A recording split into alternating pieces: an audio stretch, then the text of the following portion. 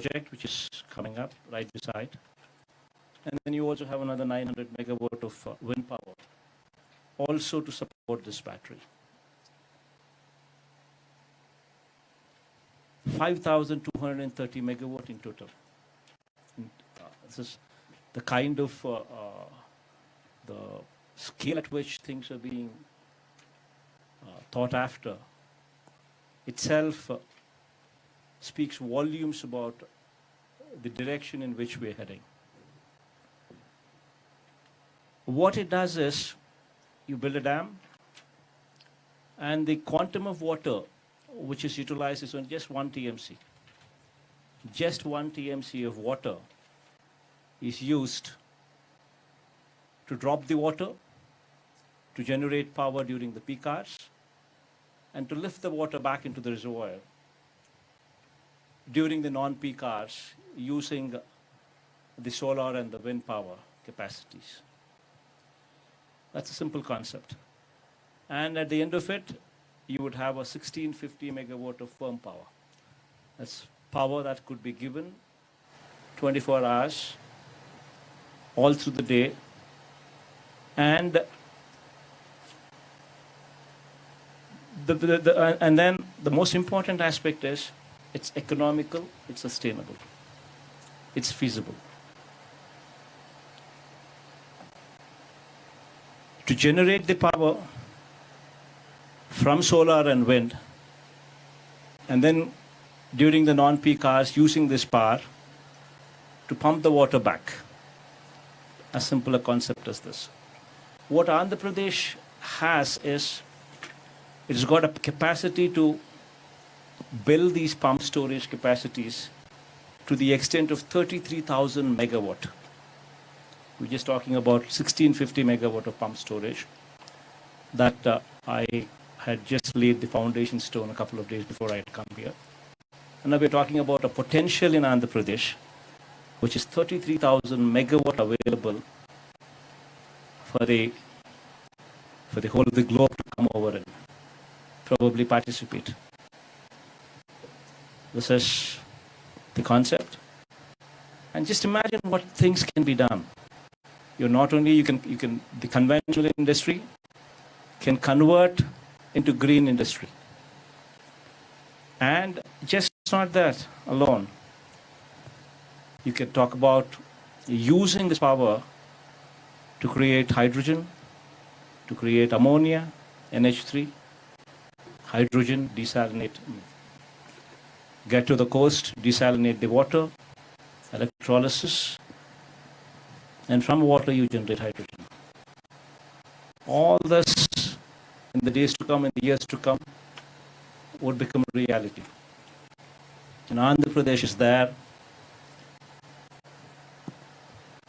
right there, welcoming you to become part of this grand endeavor.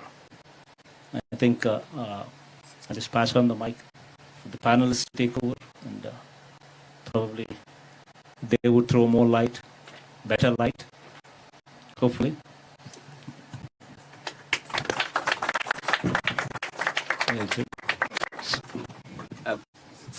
Thank you very much, sir. May I just invite us all to just concentrate our minds for a moment. In 7 years, 1 month and 28 days from today, what happens? What is predicted to happen in 7 years, 1 month, 28 days from today? I shall tell you, on the current trajectory of the world's carbon emissions, that is the point at which the world is predicted to cross the 1.5 degrees threshold of global warming over pre-industrial levels. And amongst the effects of that include 1.7 billion of the world's populations being exposed to the sort of extreme heat temperatures that India has suffered over the last month.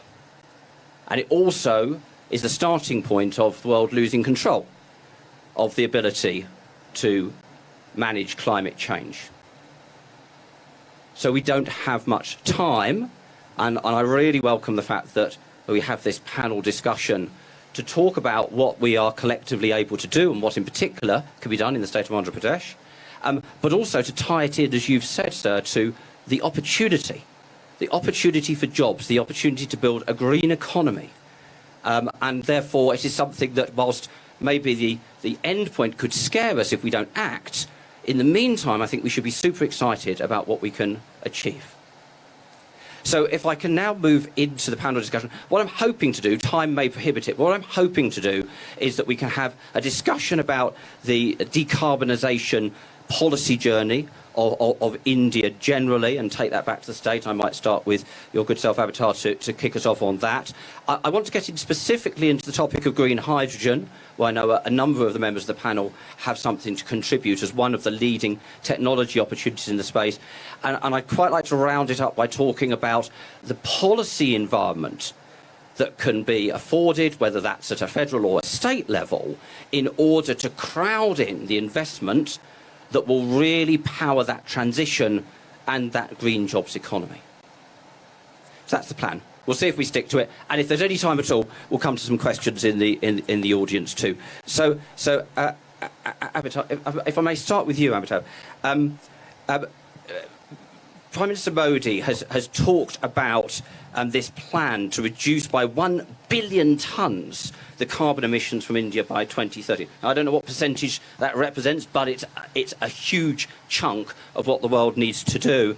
And can you just paint for us a picture, if you may, about the sort of the totality of India's commitment to decarbonisation and the key levers that the Indian government is trying to pull to accelerate that journey?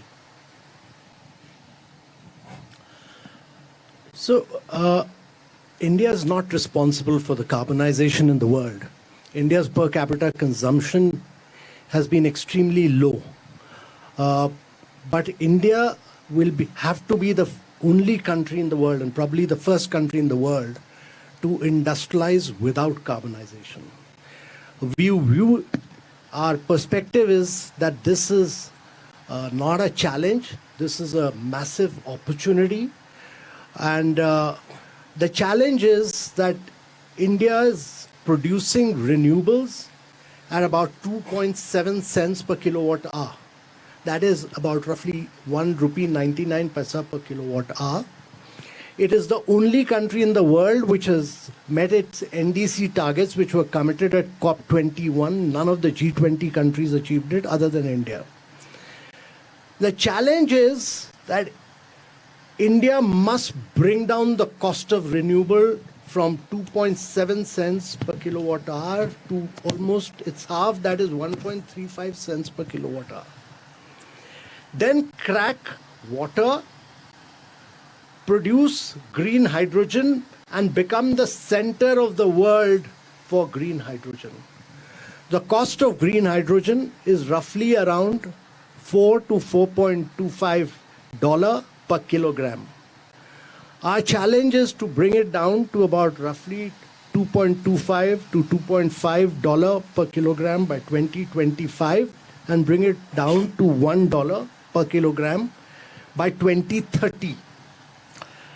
This would mean that you keep enhancing your renewables to massive scales at lower prices, because in the cost of green hydrogen, 70% is renewable, 10% is the cost of electrolyzer, 20% is the balance of plant. Therefore, if you keep doing renewables, you will end up with the duck curve, which is what California faced. Its power grid could not manage so much of renewables. So you have to do 24/7 green power. And the best methodology for that is that what the Honorable Chief Minister in his very dynamic fashion said, that you have wind, you have solar, you have pump storage, and then use that to crack and produce green hydrogen, which will be the cheapest form of green hydrogen. Now what Andhra has done, 1650 megawatt of pump storage with solar and wind is the biggest of its kind in the world.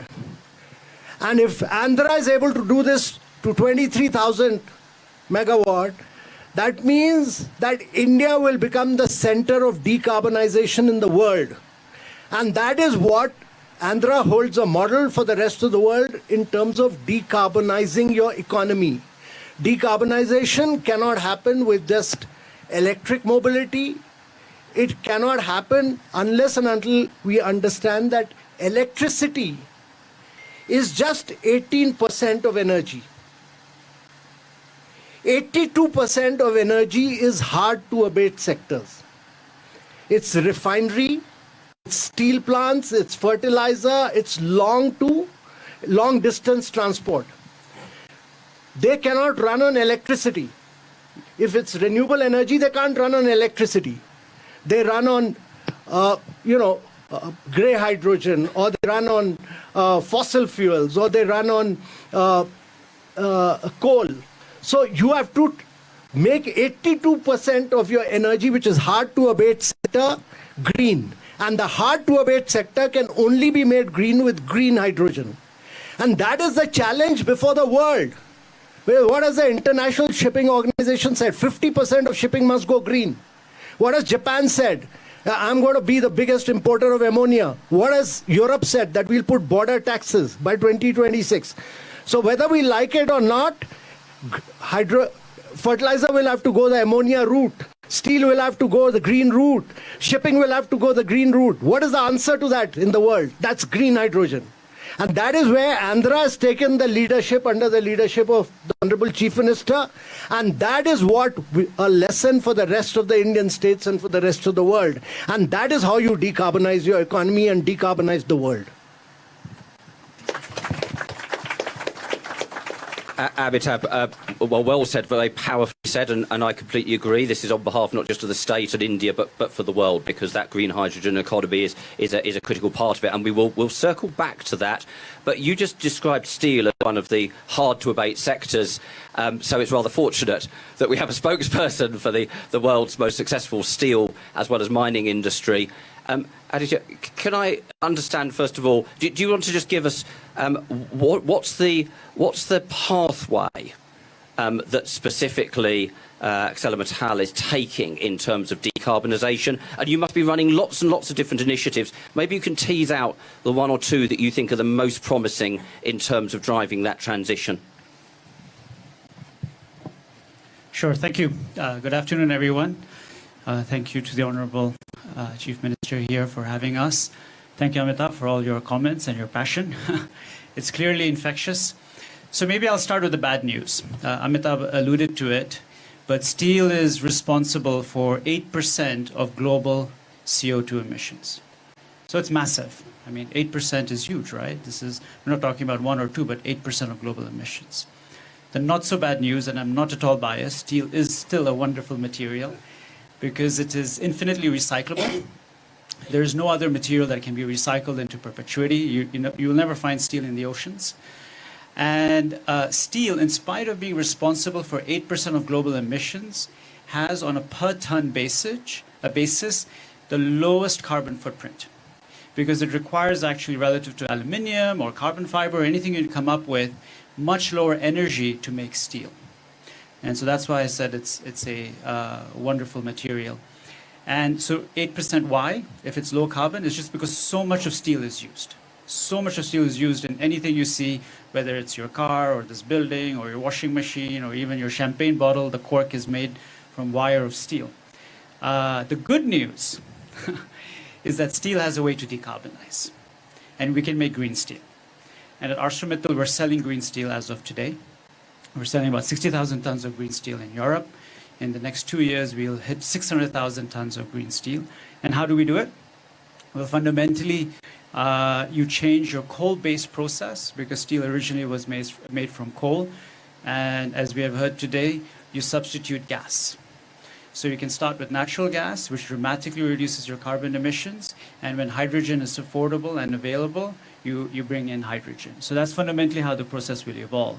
So the good news is that we can actually still make the same quality of steel, maybe depending on if we get hydrogen at $1.50 at the same cost, green steel using hydrogen instead of coal. So it's a huge opportunity, right? It's a huge opportunity for providers of renewable power to make the hydrogen electrolyzers, a huge opportunity for the global steel industry to actually decarbonize. At ArcelorMittal, we plan to lead the way, primarily because we have a global footprint. We are very keen on R&D. We spend about $300 million a year on R&D. So we have $3 billion of IP in the last 10 years sitting in our business, which we can deploy to improve process and product. Over the next 10 years, we plan to reduce our global carbon emissions by 25%.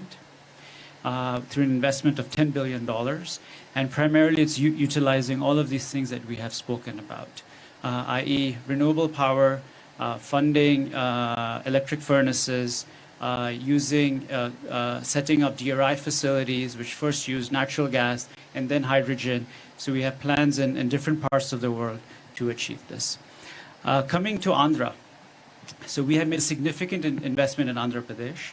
We have partnered with Anil at Greenco to invest in our first global renewable project. And I think that is the key message. ArcelorMittal operates in 27 countries, and we have chosen the state of Andhra Pradesh for our first renewable project. For many reasons, I think you've heard a lot today. It's really a force in creating a friendly business environment. But I think also the vision of having direct pumped hydro storage. I had a chance to visit Kurnool, and it's very impressive what is happening down there. I think I urge all of you to visit and see really what is happening on the ground in Andhra Pradesh. And just going there, you feel the energy, the dynamism. And so our first renewable project, it's a 4,500 crore investment, $650 million, 250 megawatts of 24-hour round-the-clock power. Why is that interesting? It reduces carbon emissions in our facility in India by 1.5 million tons. What is 1.5 million tons? It's 350,000 cars off the road. Okay? So it's real direct, it's immediate impact, it's interesting for the business to do. We plan to double it. I'm very excited by my meeting this afternoon and on just seeing the progress that we have made. We plan to double that investment. We'll probably finalize that decision in the next few months. And as we get more and more renewable power, 33,000 megawatts, we can move into hydrogen. Because if the power is low cost, the hydrogen becomes low cost, it's cost effective for the steel industry to utilize. And the demand is significant. So I think we're all off to a good start. I think there are tremendous ingredients available in Andhra, the whole ecosystem in India, and we can really lead the way in terms of decarbonizing not only the Indian steel business, but also use some of that knowledge, maybe export some of the hydrogen to other parts of the world. Aditya, thank you very, very much indeed. This takes us logically to you, because the story we've just heard is that renewable energy is the underpinning of so much else. We need renewable energy for the direct drawing of electricity in order to be able to transition away from coal and gas power stations, but we also need it to be able to convert to hydrogen, which then becomes a storage mechanism, which is critically important to be able to overcome intermittency in renewable assets. And then we need it, for example, to create ammonia, which then drives the fertilizer industry, which goes into agriculture and shipping and so on. So it's all underpinned by the very thing that Greenco is investing in. So tell us what you are going to do to help save the world. Thanks, Richard, and good afternoon, everyone, ladies and gentlemen. I would say we are a little over a decade-old company as a Greenco. We had a very modest start. From the day one onwards, we've always been trying to develop renewables with the grid parity. And we always came up with some innovative thought process. How do we make the energy available at the right pricing, right location, and how do we move this green electron? To start with, initially says we had a small hydros which we built in a cascading manner, which made the whole hydro energy available much cheaper at the time comparing the thermals. And later we developed a large-scale wind farms and brought down the actually in GEs and Gameshas to do them the localization, and created in long-distance transmission lines to unlock the medium wind speed sites, and made sure that we gave a long-term agreements to the GEs and Gameshas and made them to manufacture in India and bring them the lower costs. Later stage, we developed a hybrid wind and solar sites to unlock the better value creation and brought down the price of the hybrid renewables sub 4 rupee levels and 3 rupee levels down the line. Understand the whole energy available at such a low cost. How do you make them available round the clock and make them to be in journeying towards peak hour management? That's when we were able to unlock this hydro pump storages. And thanks to the Government of India and Government of Andhra Pradesh under the leadership of Honorable Chief Minister, we were able to successfully unlock the whole challenges we had to start developing the whole project. So that's it. Thanks a lot. And thank you very much indeed. So Florence, Dassault Systems is a leading software business, and a huge amount of your design and manufacturing software goes into the sorts of industries that we're talking about here. How do you see this from your perspective? I also know you're very active in the States. Definitely, and thank you very much, Mr. Chief Minister, for inviting me to this panel. What do we do at Dassault Systèmes? We are basically a software company that is doing virtual twin. And why are virtual twin interesting for sustainability? Because if you have the virtual twin of a product, be it a car, be it a plane, be it a bridge, then you can design everything for sustainability. You can test in the virtual world different materials, different processes, and you can choose the most sustainable to implement the most sustainable option. In the beginning of last year, we released a study with Accenture that shows that if we apply virtual twin to 5 use cases in car, high-tech, pharmaceutical industry, consumer good, and transportation, then we could save 7.5 gigaton of CO2 by 2030, which is the equivalent of 1 year of emission of the transportation industry. So it's big. And why is it big? Because basically 80% of the impact of a product is decided at the design phase. So if you optimize at the design phase for sustainability, you can totally change the game.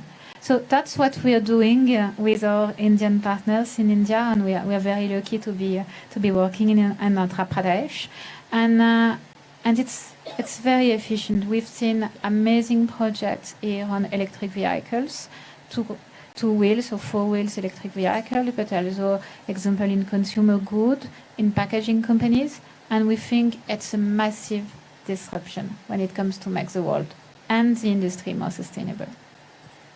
Thank you very much, Florence.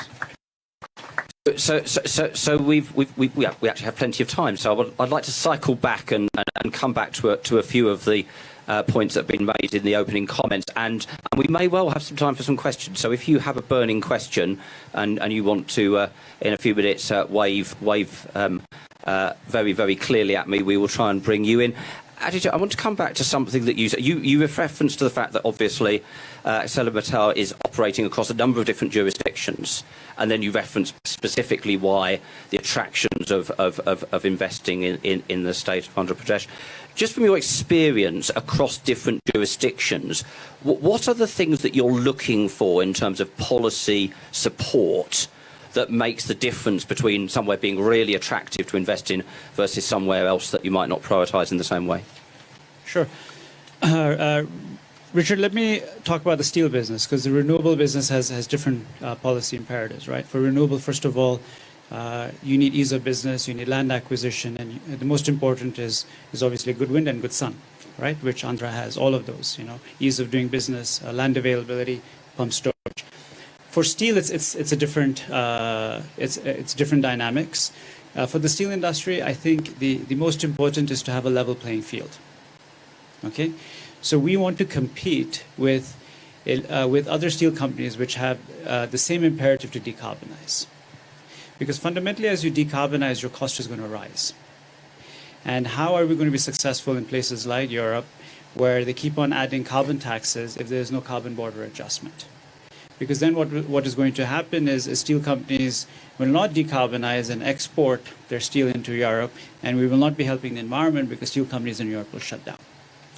So I think that's the first thing. So if India decides to put a carbon tax or create certain incentives to decarbonize, it should be done in a way that is level for all competition. The other option, if you don't create a level playing field, is to stimulate green demand, green steel demand, right? And there are many ways of doing that, through regulatory support. So does automotive need 25% of all their steel? Should it be green? when governments put out bids for infrastructure, is there a mandate that it needs to be made through green steel? So you need market forces to create the demand, because as you heard from me, we have to spend $10 billion. And steel is capital intensive, steel is highly cyclical, steel is not the most profitable business in the world. Without a level playing field, without creating either regulatory support or market forces for demand, it is not obvious for the steel industry to decarbonize. I mean, these technologies are there, but it's not like these technologies were invested last year. They were there 10 years ago, 20 years ago. But fundamentally, moving away from coal to gas or to hydrogen is more expensive. And so what are the incentives or the policy framework to make that feasible? We believe that governments are acting in that direction. So we see strong policy support. And so if you look at our $10 billion investment, we have already announced $6.5 billion, excluding the renewable in Andhra. And that's really in Spain, in France, in Belgium, in Germany as well, and in Canada. We are very impressed with what the Canadian government is doing. And so those are the first 4 jurisdictions in which we have started our decarbonizing journey. That's super, thank you very much. And I spend a huge amount of my time in the company of infrastructure investors, and indeed in a conversation only last week, which was specifically around the hydrogen economy. The infrastructure investors were saying the challenges here are we don't have a whole market for it yet. So it's isolated investments in different companies and countries, and they're worried about the technology risk still. So the sorts of underpinnings that you're talking about, I think, are really critical. Amitabh, if I can come back to you, I mean, you've had a distinguished career in the Indian civil service. You probably know better than almost anybody how to incentivise things in an economy. What's your reflection on what are those real levers that are going to accelerate and support the sorts of investments that Adish is talking about?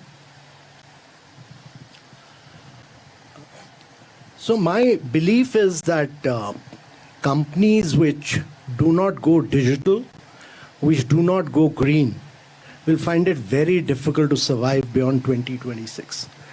And actually, if you look at the trend in the last 2-3 years, only companies which have gone digital and gone green, they have attracted valuation, they have attracted investments.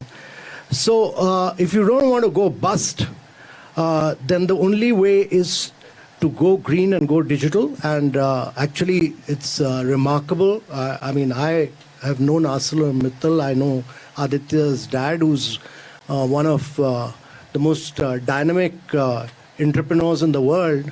And his son is equally, he's even more progressive to think about green growth. And he laid out his vision for this. And I've known Anil for some time recently. He's like a cowboy in the world of energy. He's a disruptor. He's a disruptor, and he's actually, he's the kind of disruption he's bringing in and the kind of size and scale he's bringing in is unparalleled. And it's all being done under a very dynamic chief minister. And the chief minister is providing that vision of doing this, of solar, wind, pump storage, all in the state of Andhra Pradesh. Because Andhra is one state which has the ability to do renewables, it has the ability to do wind, it has the ability to do pump storage, which no other state has. So you can be the center of the world today. And what the government of India is doing is to create the right policy framework. It's come out with a policy framework where it's laid down the same policy incentives for green hydrogen as it has for renewable, that when you transmit power, there'll be no wheeling charges, etc. A whole range of policy measures have been announced. The hydrogen mission is being announced, and we are very clear that by bringing in size and scale, we'll bring down the cost of green hydrogen. This is an opportunity not merely for Andhra, it's an opportunity for India. Quite often, we do small things and we don't do, the transition phase is very time-taking. And therefore, we lose this opportunity to be a global champion. It's important to understand that India is climatically blessed and Andhra is climatically blessed. And because it is blessed, the competition for that, there's no competition even from China as climatic conditions are concerned. China is not your competitor. The size and scale is only India. The only other competition in climatic condition comes from Middle East. Now, Middle East is already flushed with oil and gas, and therefore India has the climatic condition. It is blessed. It has the wind power. It has the renewable power. It is possible for it to make itself the least cost producer by doing size and scale. That is important. Bring in size and scale. Once you've done that, and that is what this partnership is all about, to do 1650 megawatt of pump storage is actually a lesson for everybody else at Davos. What you're talking about here is a lesson for everybody else at the Congress Center. That this is about a new world of tomorrow. This is about new technology of tomorrow. This is about transforming the world of tomorrow. Here. It's not we don't have time for incremental. This has to be completely transformational change. And the handshake that you've described between companies that have the innovation and the drive, but backed up by the support of public policies, I think is hugely powerful. And I'm going to hand it back to you. You've been talking about green molecules. And I'm just, you might want to just tease that out for the audience, but also I know that you're investing in the largest possible collection of solar and wind and pump storage, and it will be backed up by. Just talk to us about that particular reason to again invest in the state of Andhra Pradesh. But what's the green molecule piece? Just to start with. Even backdrop, sir, while whole India is well blessed with the climatic conditions for renewables, Andhra is especially blessed with an plateau terrain hilltops within Eastern Ghats and having combination of two river basins, Krishna and Godavari river basin, and having well integrated irrigation systems that enables towards developing such a large scale pump storage systems around in Andhra. And integrating these, I keep saying that at Greenco, our focus is how do we want to treat your green electron, and how low cost and how do we make it more effective to making it moving from right from into the bulbs, into the wheels, into the chemicals. How do we make this green electron to move its journey is what we are trying to specialize ourselves and put our innovations in and around storage technologies, digitization, and bringing AI towards and forecasting towards the right energy availabilities and matching with the grid demand systems. That was actually triggered us towards creating this hydrogen, green hydrogen through electrolyzer process. We partnered with one of the Belgium's a company called John Crocker to develop a 2 gigawatt scale of an electrolyzer manufacturing to enable towards a large scale green transition.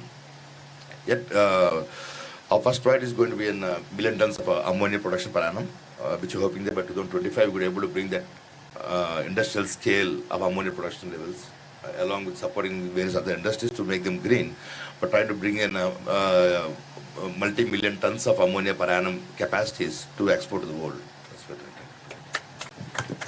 Thank you. Florence, back to you finally before I open it up for any questions from the audience. I hope that we'll have at least one or two. We can't do this incrementally. We have to do it by system change, which you've spoken about, so we have to do it by giant leaps, if you like. Are there any particular examples that you can see in the world of technology and software which you think really have that power to drive that level of change? Yes, definitely. And thank you very much for the question. And I agree with you, sir. If you want to go green, you have to go digital. And that's what we are doing at Dassault Systèmes. So basically, we think, as I said, that virtual twin are a very, very powerful tool in order to make companies and businesses digital.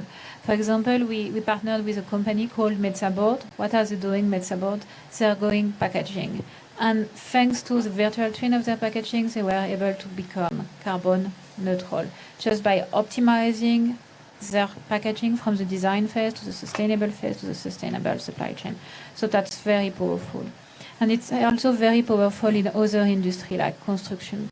You perhaps know that construction industry and buildings, they represent 30% of the emission of the electricity. So if you optimize the virtual twin of your building, then you can take giant leaps when it comes to the sustainability of your building, and you can save up to 70% of the energy consumption of the buildings. And this is also something we are doing in partnership with companies like Bouygues Construction, where they basically use virtual twin of the construction, be it a bridge or a building, to optimize everything and also optimize the way they are going to build the infrastructure with a minimum of materials, a minimum of supply chain included, so it's minimum of carbon emission at the same time. And I also think that virtual twin can be super powerful when it comes to include renewable in a territory, because it's not so easy to include renewable. Of course, you have solar and wind, but you also have renewable, battery stored thanks to that can be done. But you have this system to work all together, and we are doing with some very important energy provider virtual twin of the system of a territory in order to make sure that with the increase of charging station, with the increase of electricity need in the territory, plus the increase of renewable, you still always have the electricity at the right time for every stakeholders at the territory. And if you do that at the scale of the virtual twin of your territory, you can run thousands of scenarios to make sure that it's always working. So I think these are giant steps when it comes to optimize everything and making a territory more sustainable. Florence, thank you very much indeed. We do have time for a question. Has anybody got a burning question they'd like to ask this part? You, sir, right at the back. And if you can keep it really succinct in terms of your question, that would be super helpful. Thank you very much, Richard. Firstly, may I congratulate GreenCo for an innovative project that you came up with.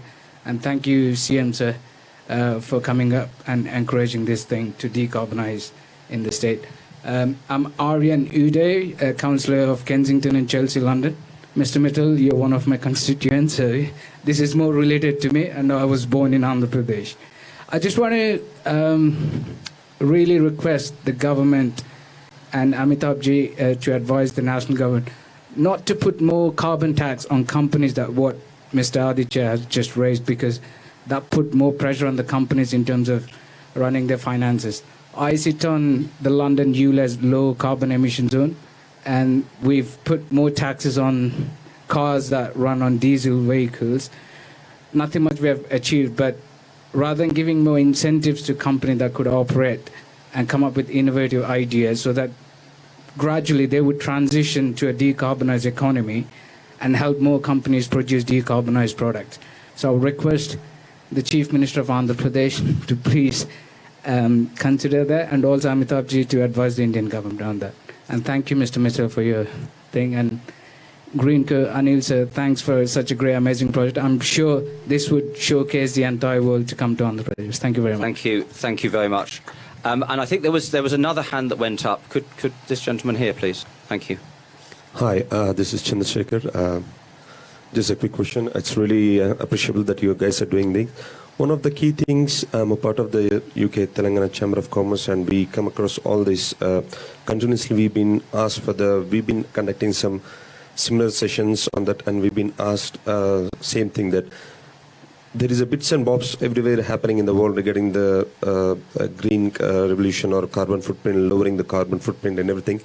But the biggest problem we are seeing, or everybody's concern, is that, for example, they're producing the electricity or they're doing the batteries and everything, but the byproducts which is happening, for example, on the electric vehicles, the battery which is expired after 5-6 years, it is actually neutralizing the carbon footprints which they saved it. So, for example, similar thing with the energy things. Once they produce the energy, the downstream, which is the byproducts of the energy supplied to the household or the factories and everything, I think that will, don't you think that will neutralize the carbon footprint which you saved? And what is the sort of, as a national level government or a state level government, Honorable Chief Minister, so do you have any sort of a global policy in your state, or do you have any recommendations throughout the India where as Richard said, that it cannot be done on the bits and balls. It has to be done as something like a COVID, which is a game changer for the whole thing.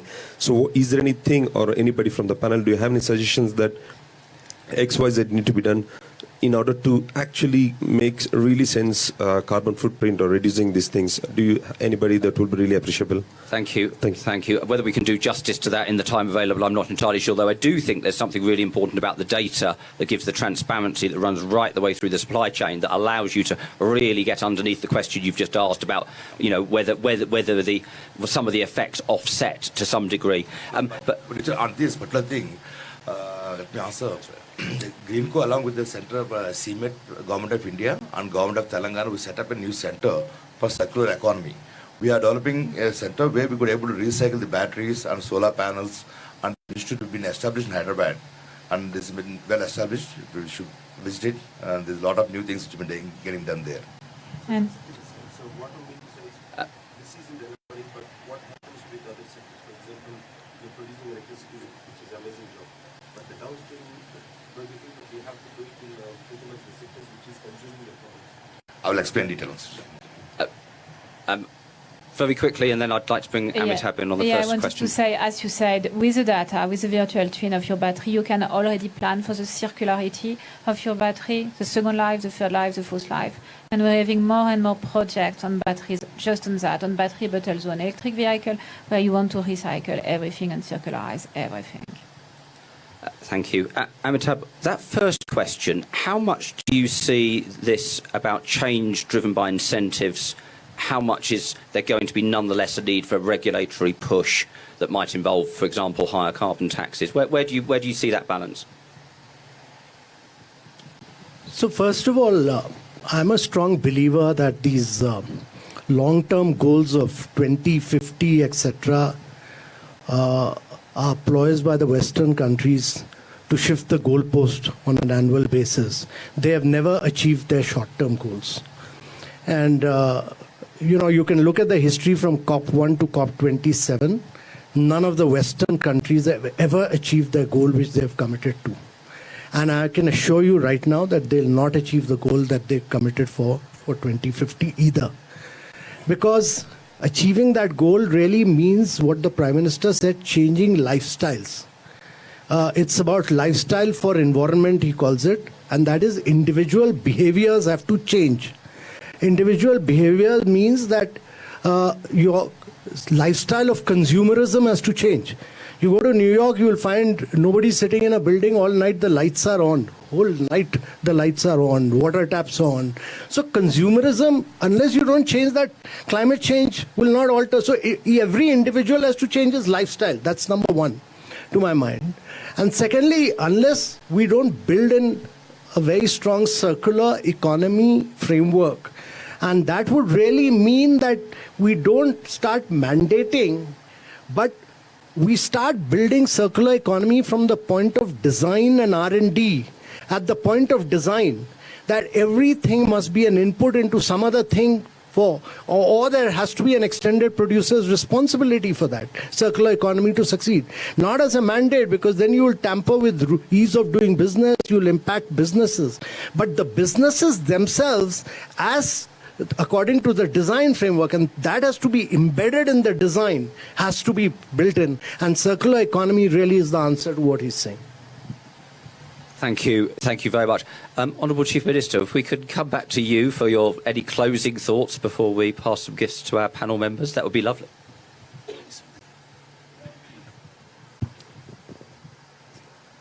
In fact, the very fact that we're having a big debate on this, the very fact that we've taken a few steps to address this issue, understanding and realizing that we need to address this issue and we need to decarbonize it, itself is a huge leap forward. Going forward, what Andhra Pradesh is offering and what Andhra Pradesh is doing is setting a trend. One, it's showcasing a huge 5,350 megawatt integrated solar, wind and pump storage project together in one location. itself is a huge showcase. And through this, and in this, 1650 megawatt of pump storage. Just imagine the size of the battery that we're talking about. And a battery without the ill effects of lithium or something else. Just the water to play around with. So this is something that is going to be the future for this entire globe. And Andhra Pradesh is offering a huge opportunity where we're talking about just not 1650 megawatt that is coming up, but a potential for anybody who is interested to come and join the bandwagon. We have a potential of 33,000 megawatt available. So this is the closing remarks that Andhra Pradesh is welcoming you. And anybody who's got certain passion for environment, wanting to think big, Andhra Pradesh is the state. Thank you all. Thank you, sir. So before you all rush off, the Chief Minister is going to give some thank yous to the panel members, and then if you would just stay seated long enough to allow the panel to escape the room, that would be much appreciated. Thank you. And can I just say on my own behalf a big thank you to each of our panel members, as well as to you, sir. Thank you.